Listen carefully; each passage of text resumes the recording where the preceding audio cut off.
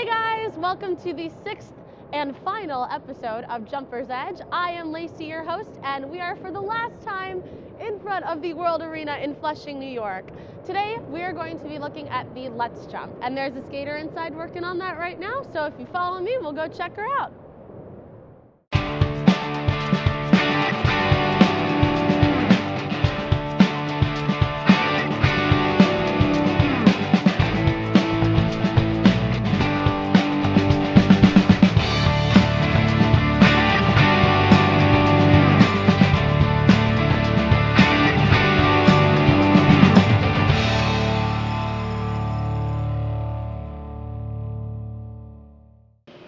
All right, guys, we are back. I am your host, Lacey, and I'm here with our skater, Ellen, and our coach, Amanda.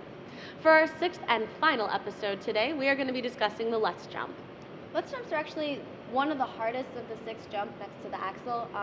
It's one of my favorites, but I know a lot of skaters have a lot of problems because of the backward outside edge for the entrance. Mm-hmm. Yeah, it's tricky because if you flip to the inside edge, it just becomes flip jump. So in IJS events, the judges and technical panel will look at Lutz jumps frame by frame to make sure that the skater does stay on the outside edge. Wow, every detail in skating really counts.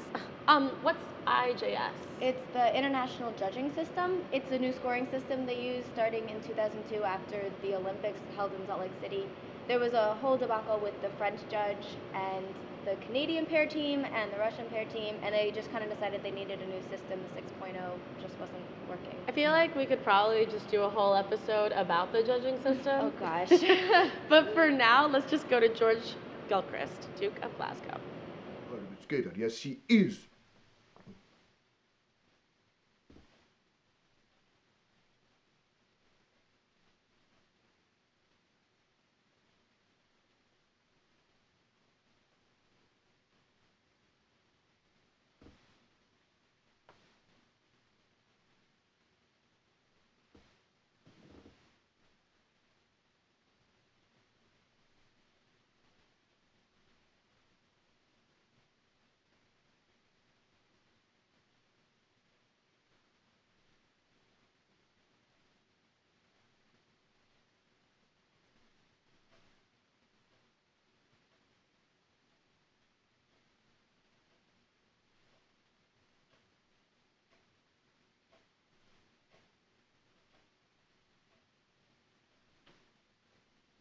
Back to you.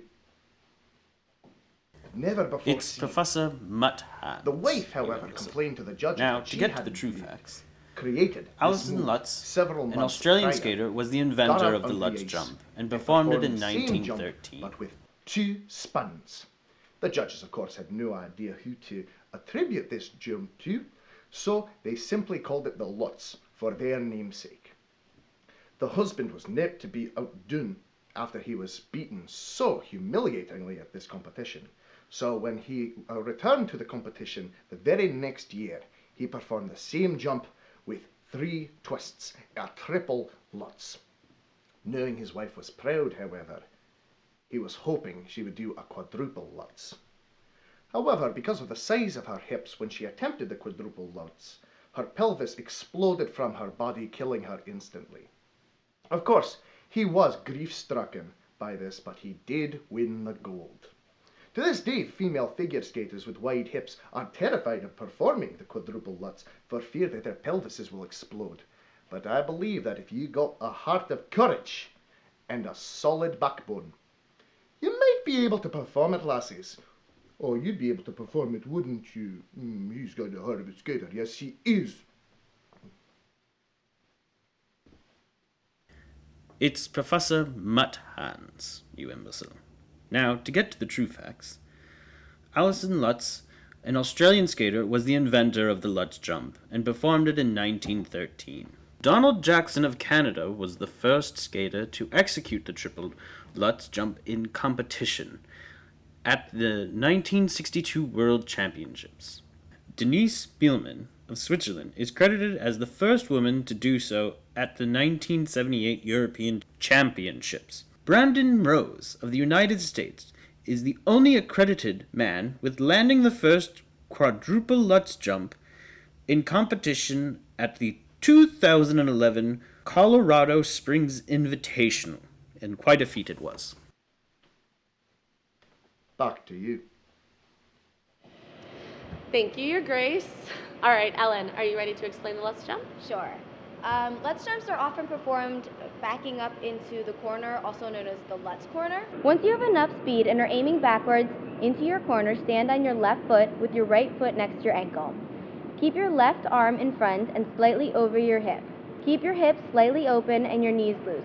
Reach with your right foot and toe into the ice. As you're toeing into the ice, bend your knees and toe on the way up. After you've picked into the ice, pull your body back and lift your left knee up. This will help you from feeling stuck or blocked by your body. After completing the desired number of revolutions, bring your left knee up and check out on a right backward outside edge with your arms in front and your free leg pointed and turned out behind you. A lot of common mistakes when performing Lutz jumps are 1. Trying to get around the jump too soon, and 2. Lack of internal hip rotation. Here are some cool facts about the Lutz jump. A couple things make this jump tricky: staying on the outside edge and also the fact that the jump is counter-rotated. Interestingly, Sonja Henie did her Lutzes clockwise, but all her other jumps and spins counterclockwise. Now, technically, the Lutz should have a forward takeoff, and most elite women do this, although many elite men do not. If you're doing a double with a forward takeoff, this means you only actually have to do 1.5 rotations in the air. Above all, it's so important not to flip to the inside edge. This turns your jump into a flutz, and in competition, it's going to be considered a flip jump with a bad entrance, and a flip jump isn't worth as much as a Lutz. You need 0.55 seconds of air time to complete a double Lutz. Now, if you have really good snap, it can be done in 0.36 seconds, but either way, you're going to need to get 6.5 inches off the ice to complete the 2 rotations. For a triple, you need 0.702 seconds of air time. Now we're going to go to our special guest, another skater, Sarah, who's going to talk to us a little more about the statistics that we've been going over in this portion of the show. You've heard a lot the past few weeks in these different episodes about flight time. If you're not sure, you're probably hearing times like 0.450 and thinking, how can anyone jump that fast? So what exactly is flight time? Well, flight time starts the second the toe lifts off the ice on takeoff, all the way through to the second the toe touches back down on the landing of the jump. The information that we gathered is from American figure skater, U.S. champion, and 1984 Olympic competitor Scott Gregory. Scott now coaches at the University of Delaware, and he is the dartfish expert. Dartfish is a computer program used to help skaters visually see the differences in their jumps, see the height, the exact angle, the flight time, etc. Now, Scott has analyzed all the jumps from single Salchows to quadruple toe loops. Flight times can vary from skater to skater depending on the skater's speed and power. Scott gave us both the average as well as the lowest flight time possible for a skater to execute a 1-foot clean jump. While it's possible to perform a jump for less than the given flight time, the jump will be cheated. For example, Scott clocked one skater doing a double flip with a flight time of 0.55. He clocked another skater doing a triple flip with the same flight time. The second skater's triple flip was between a half and a third cheated and wouldn't be given credit for it at a competition. It would be considered an over-rotated double flip. Now, most of the skaters and coaches watching this are probably trying to make the transition between double and triple jumps. The transition between single and doubles is much easier. Basically, a single jump is much more open and the skater doesn't have to go as fast. The transition between double and triple jumps is mostly about getting the feet together and getting into position quickly. The sooner you can get your legs together and into position, the quicker you can snap and start to rotate. The reason this is so important is that there's very little room for error in triple jumps. Triples usually don't have as much follow-through on the takeoff as double jumps. The follow-through on a double jump is actually further than on a triple jump. While triple jumps need more speed, flight time, and need to travel further, the follow-through doesn't need to be as long. Another very important part of triple jumps is to make sure and not rush them. Just because you're trying to get into position doesn't mean you need to rush the jump. Getting a better knee lift and takeoff will better ensure a great outcome on the landing of the jump. Thank you so much for watching, and back to you, Lacey. Thank you, Sarah.